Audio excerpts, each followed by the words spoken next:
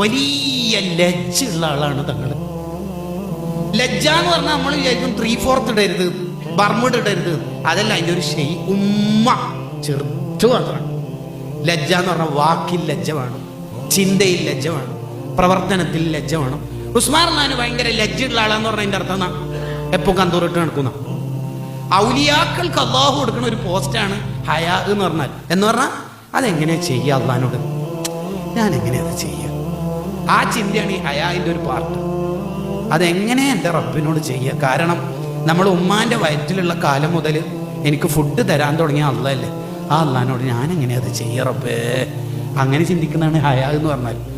അങ്ങനെ ചിന്തയുള്ള ആൾക്ക് light of ആയാലും ഇല്ലെങ്കിലും, നെറ്റ് ഉണ്ടെങ്കിലും ഇല്ലെങ്കിലും, കൂട്ടുകാരുണ്ടെങ്കിലും ഒറ്റക്കാണെങ്കിലും ഓ മുത്തഖീ എന്നായിരിക്കും. ഇന്നല്ലദീന യഖ്ശൗന റബ്ബഹും ബിൽ ഗൈബ്, ഒറ്റയ്ക്കിരിക്കുമ്പോൾ അള്ളാഹിനെ കുറിച്ചുള്ള ചിന്ത ഉള്ളവർക്കാണ് ലഹും മഗ്ഫിറ വ അജ്റുൻ കബീർ, അവർക്ക് സ്വർഗ്ഗമുണ്ട്.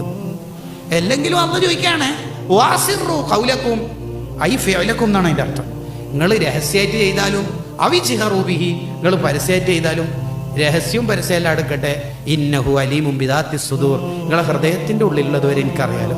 എന്നിട്ടല്ലേ രഹസ്യവും പരസ്യം ചെയ്യാതിരിക്കെല്ലാം എടുക്കട്ടെ മോനെ. അല്ലെങ്കിൽ എനിക്ക് ബുദ്ധി ഉണ്ടെങ്കിൽ അവർ ചോദ്യം കൂടി ചോദിക്കുക, അലാ യഅലമു മൻ ഖലഖ്, രഹസ്യം സൃഷ്ടിച്ചാള് ഞാനല്ലേ, പിന്നെ എന്നിട്ട് രഹസ്യം എനിക്കറിയില്ല എന്നാ നീ എന്തിനാ ഡിലീറ്റ് ആക്കി?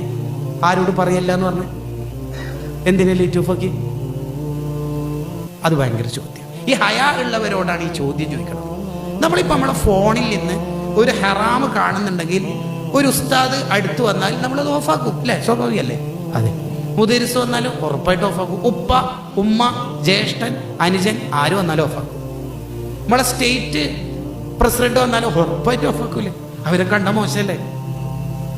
എന്നാ വലുത് പറയട്ടെ, ചെറുത് പറയാം. നമ്മളെ മകളെ കുട്ടിയുണ്ട്, ഒരു ഫാത്തിമ. ഫാത്തിന്നാന്ന് വിളിക്കല് സ്നേഹം കൊണ്ട്. 2.5 വയസ്സായിട്ടു, പാല് കൂടി നിർത്തിയിട്ട് 6 മാസമായി. അവൾ ഓടി വന്നിട്ട് നമ്മളെ മടിയിലിരുന്നു. പെങ്ങളെ കുട്ടി അല്ലെങ്കിൽ ജ്യേഷ്ഠൻ്റെ കുട്ടി, നമ്മുടെ തന്നെ കുട്ടി.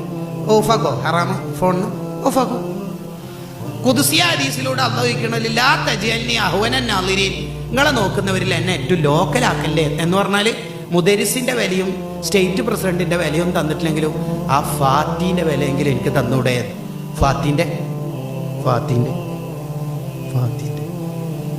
ആ വിലയെങ്കിലും എനിക്ക് തന്നു, ആ വിലയെങ്കിലും തന്നൂടെ? അതാണ് ഈ പറയുന്നത്.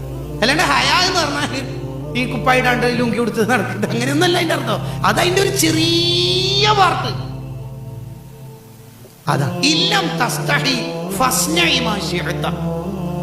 ഹയാ ഇല്ലേ നീ എന്തും ചെയ്യും. അതാണ്